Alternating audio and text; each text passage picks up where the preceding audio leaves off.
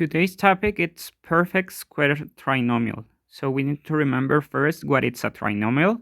Remember, a trinomial it's an algebraic expression composed by three terms. For this specific type of exercises, we need to order the trinomial correctly to figure out if we got a perfect square trinomial or not.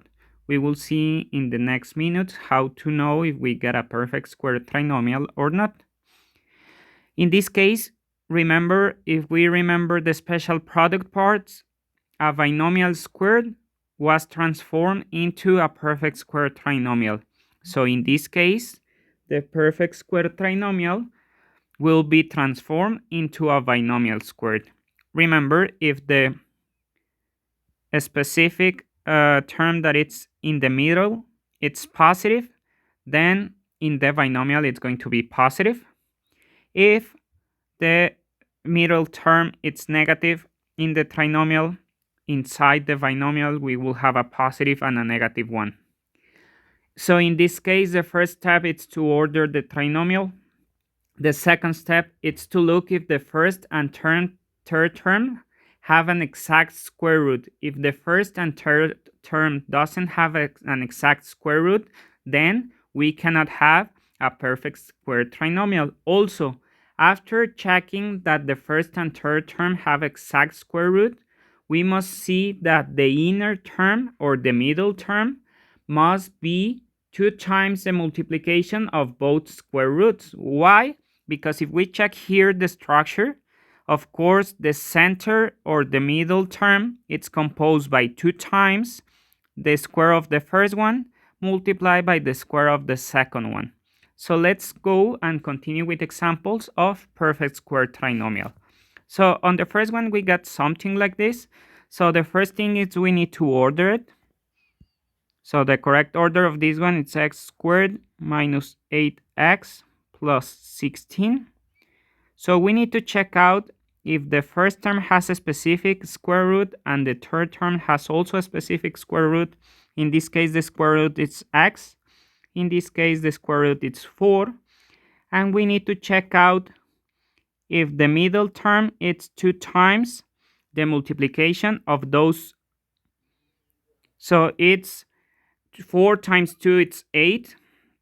So the middle term, it's 2 times the first root multiplied by the second one. So this one, it's a perfect square trinomial. So how do we do it? You know that it's going to be something squared. We will put the 2 roots and we will put this sign here. So if the middle term is negative, the binomial is going to be negative. So the answer for this one is x minus 4, all of it squared. So remember what we need to do to check out if it's a perfect square trinomial. We must order the trinomial. Then we need to look if the first and third term have exact square roots and if the inner term it's 2 times the multiplication of both square roots. So let's continue with another example. So in the second exercise, we have something like this. It's a trinomial. We need to order it and check out if it's a perfect square trinomial.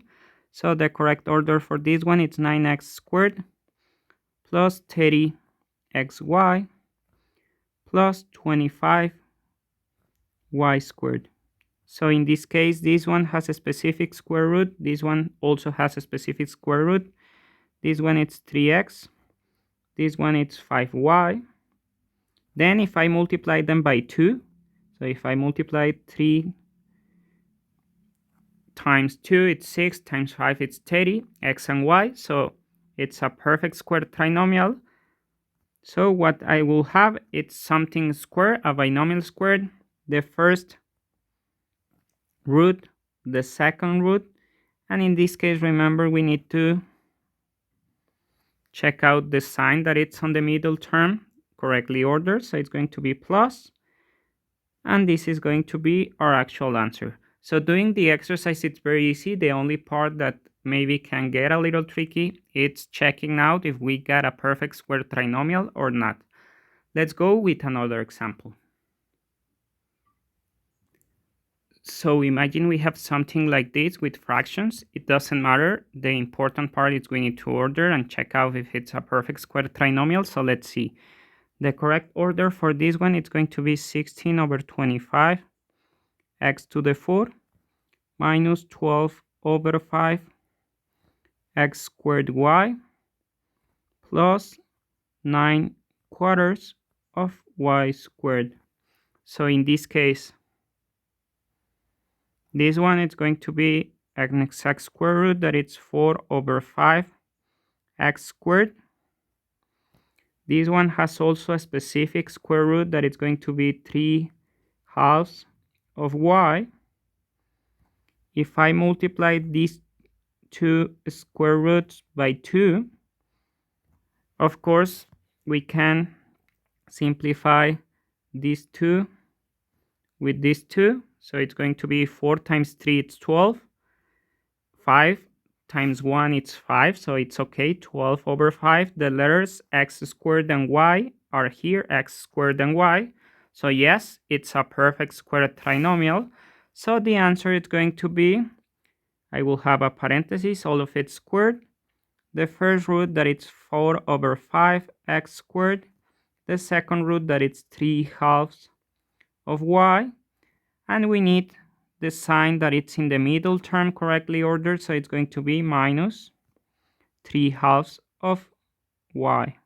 So it's going to be 4 over 5 x squared minus 3 halves of y, all of it squared. So it doesn't matter that we have fractions, the process is the same. We need to check out if the first and third terms have an exact square root, and if the middle term is 2 times the multiplication of those square roots. If so, then we can do this specific exercise as a perfect square trinomial. Let's check another example. So let's check this example. In this example, we have letters as exponents, but don't worry, it's the same. We need to order the trinomial. The correct order is going to be 64x to the 4a plus 144x to the 2a plus b plus 81x to the 2b. So this one must have an exact square root, and this one also. Let's check. The square root of this one, it's 8.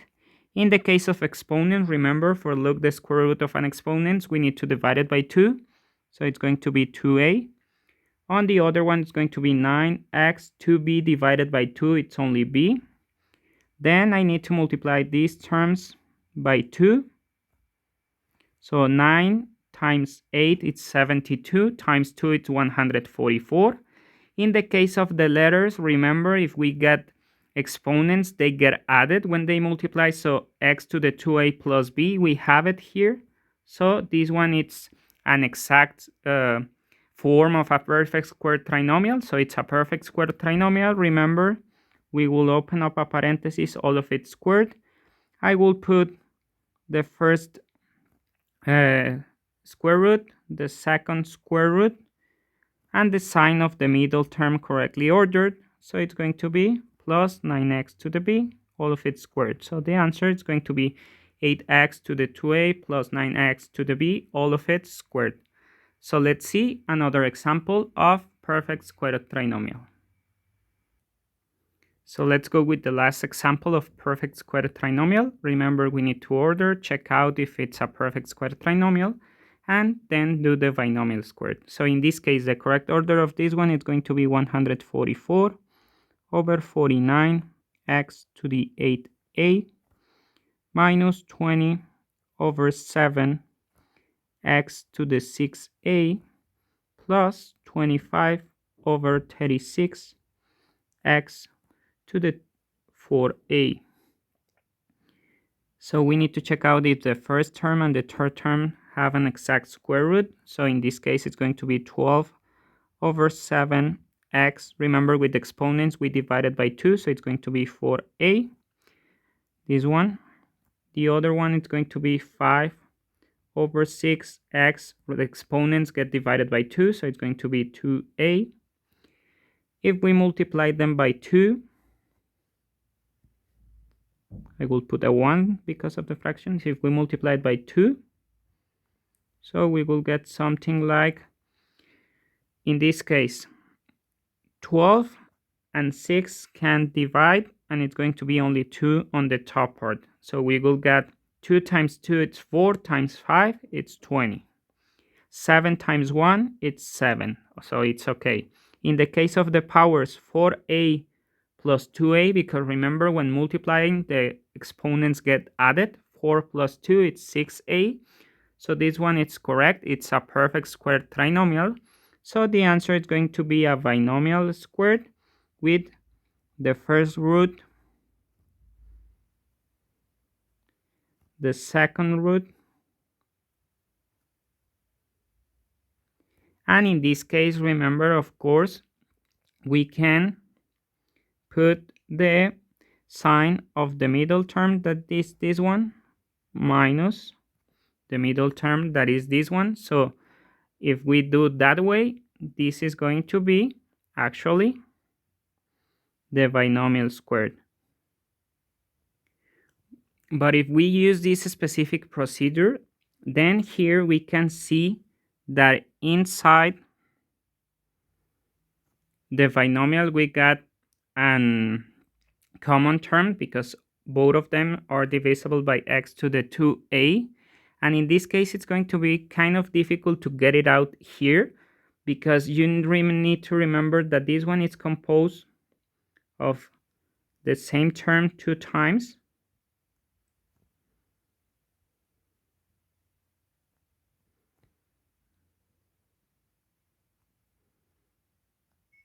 So if we can take out an x to the 2a from the first parenthesis, we can take it out also from the second one.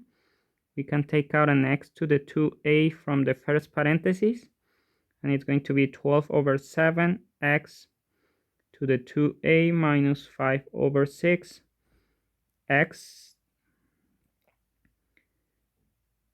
No, I'm sorry, only 5 over 6. We had 2a. So on the other one, we have, or we can take out an x to the 2a, and it's going to be 12 over 7 x to the 2a minus 5 over 6 x to the 2a. And the final answer for this one will be, I will put it here on the top part, x to the 4a, that it's the multiplication of these two, and then it's going to be inside 12 7 x to the 2a minus 5 over 6, all of it squared. So as I was telling you, this one, if we do it that way and take it out at the end, it's going to be very difficult. I will explain how to take it out since the beginning, and it's going to be so much easier. So let's see the second procedure for this specific exercise. So the first step will be ordered as always. So here I will order it over 49x to the 8a minus 20 over 7x to the 6a plus 25 over 36 x to the 4a. In this case, I can take out the x to the 4a since the beginning. The inside part is going to be 144 over 49 x to the 4a, because remember the exponents get added. So 4a and 4a is 8a. It's going to be minus 20 over 7 x to the 2a. And finally plus 25 over 36. So now I have it that way. Now we need to check out if the inside part is a trinomial, a perfect square trinomial. So the first one has a specific square root that it's 12 over 7 x to the 2a, because remember the exponents, we divide them by 2.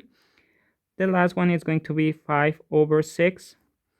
If I multiply this by 2, remember I will put it as a fraction, 2 over 1. 12 and 6, it's only 2 on the top part, so on the top part it's 2 times 2 times 5. 2 times 2 it's 4, times 5 it's 20, so it's okay. 7 times 1 it's 7, so it's okay. The letters x to the 2a, it's okay, so this one it's correct. So the actual answer for this exercise is going to be x to the 4a, that was what I took out, all of it squared, they would think that it's inside the binomial. The binomial will be composed of the